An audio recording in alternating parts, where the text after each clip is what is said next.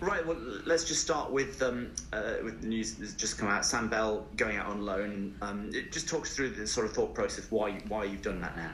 Well, I think he's done very, very well. He's been with the first team. He's been on the bench, and he needs game time. He's a young and up and coming player, and you're thinking we've had a couple of guys come back, as you've seen over the last week. So maybe pushes him down a little bit in the rankings, but we've got real high hopes for him, and I think it's great for him to go and kind of further his career or get a little bit more experience playing 3 games a week in the National League, and I think that's the stage he's at now.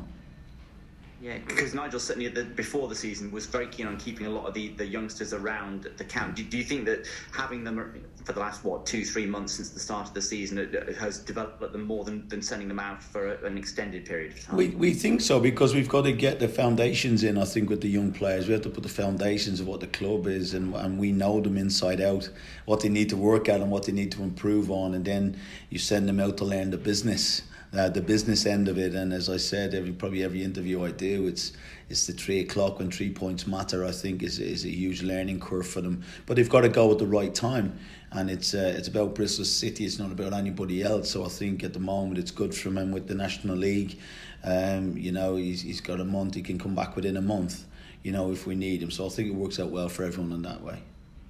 Yeah, and this time is such a crucial one, isn't it? Because there are so many clubs that have really talented young players up and down the land, and that step from doing well at under-23s football to being able to play men's football in the Football League or in the National League in the case of Grimsby, it is such a tough step, isn't it? Why do you think it is so difficult? Because it's a professional game. Sometimes I think I say to people, if 3 o'clock on a Saturday professional game scares you, don't do it. Go and play, go and play with your mates or do whatever you have to do. It's 3 points, it's people's livelihoods.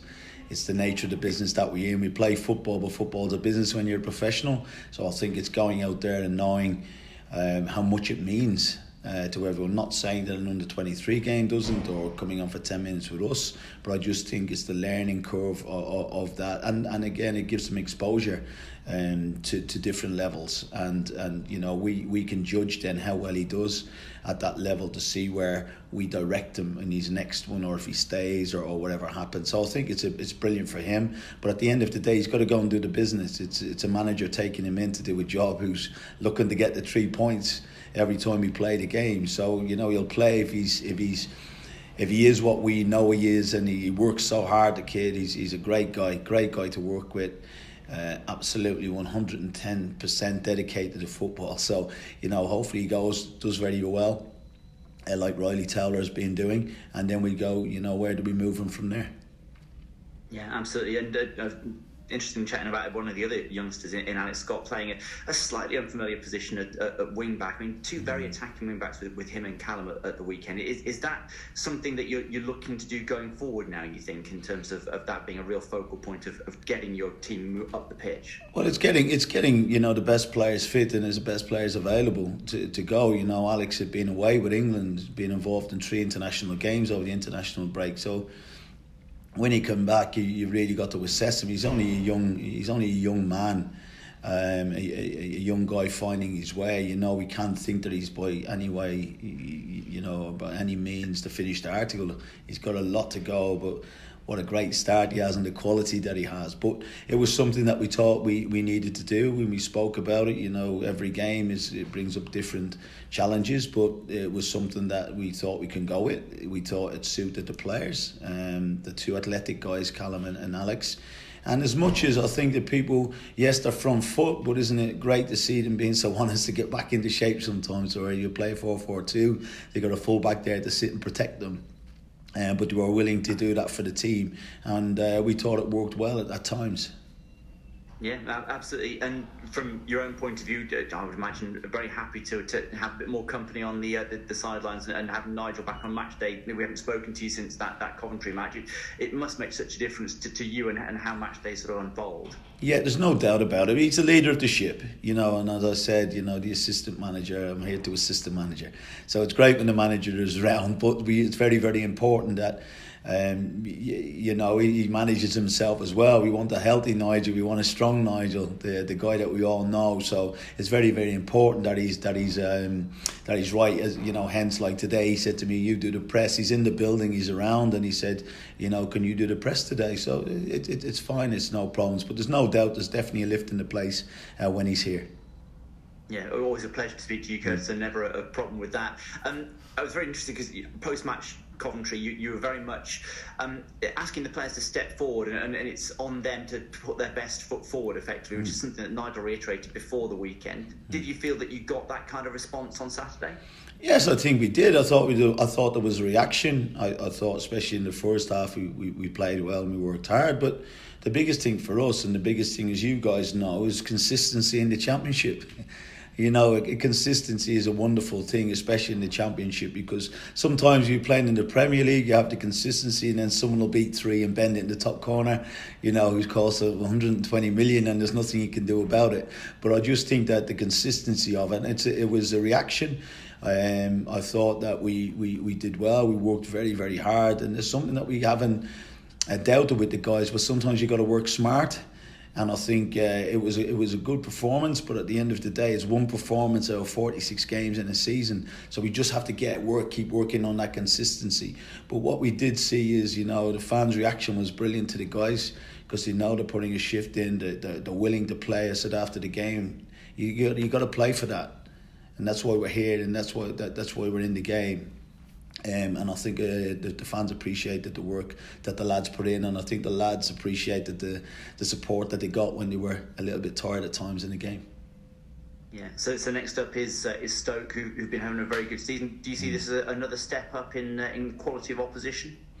I think every game brings different difficulties, and there's no doubt that the quality team, they've got a lot of quality players with a lot of Championship and Premier League experience coming here. But as we say, we've got to really concentrate on coming to our place, and we have to show a consistency of performance from the team. And I think if we give our consistent performance and we get them right, and the other thing sometimes I think is just a concentration in both boxes. You can work hard, you play some good stuff, but it's concentration maybe to take the chance, and there's a concentration defensively. So we know it's going to be a difficult game against Stoke.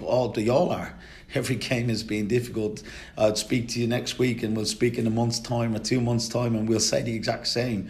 It's an unforgiving league. It's a tough league, and every game is a challenge. But the challenge is that we're really looking forward to. So we're really looking forward to the challenge against Stoke, and I think the lads are really up for it.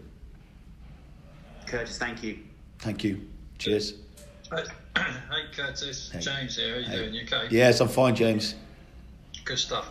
I know we're looking forward to Stoke, but just to go slightly back in time, you obviously led much of the training over the international break before Nigel came back on the Thursday. I'm just wondering what specifically you concentrated on kind of in the wake of Coventry and then moving towards what would have been preparation for Blackburn. What was it that you were looking to build in the team? Well, I think it was, first and foremost, I said to you when we spoke after the Coventry game, I think maybe we said anger, didn't we? But I think it was probably being a little bit raw at the time. But I just think it was a real work ethic, a real willingness to run for the shirt, to be ready, and intensity to play, because you can't just turn up in the Championship, or you've got to keep it going for 96 minutes. And if not, then you've got to get a substitute who comes on and makes an impact. So I think that we worked a lot on that. We worked a lot on intensive training. We talked about shape. We talked about jobs that you would need in that shape. And then it's very, some people say, you can work and you do this and you do that, and we're very organised and are very, very fit. But sometimes then the decisions have to come to the players, because you can't replicate 22,000 at 3 o'clock. You can't, the tackles, the emotion, the feeling around, and sometimes it's very hard. But we worked on, we worked on shape, and we worked on intensity, and we worked on positive mindset. We should be going to enjoy it. We should enjoy working hard. We should enjoy getting the results. So it was something that we really hammered into the guys. Because what was interesting about Saturday, obviously, it was a little bit of a kind of an experimental system in that you kind of changed it around to the point a lot of us before kickoff were kind of wondering how you were going to line up, who was going to do what, and there seemed to be almost sort of 2 or 3 formations going on. Don't want to sort of lean on the formation thing going on during the game. Yeah. So to kind of get that information into players in quite a sort of small space of time, and then have that work out in the main, I guess it was a success how it worked out. That must be really encouraging for you as a staff. Yeah, very encouraging, and it's something we've talked about. We're not asking the guys to do something they can't do. We're probably telling them to believe more in what they can do and the positions that they play. The talented guys and the fit guys, and this is what it should be all about. It should be all about going to enjoy it, as I said, and working hard and getting those results. Why do we play competitive sport?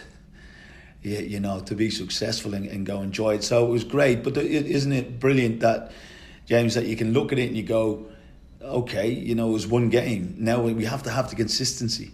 There has to be a consistency. That can't be a one-off. And I think the more games you play, if you play with the same personnel in the same shape, the better they should be getting.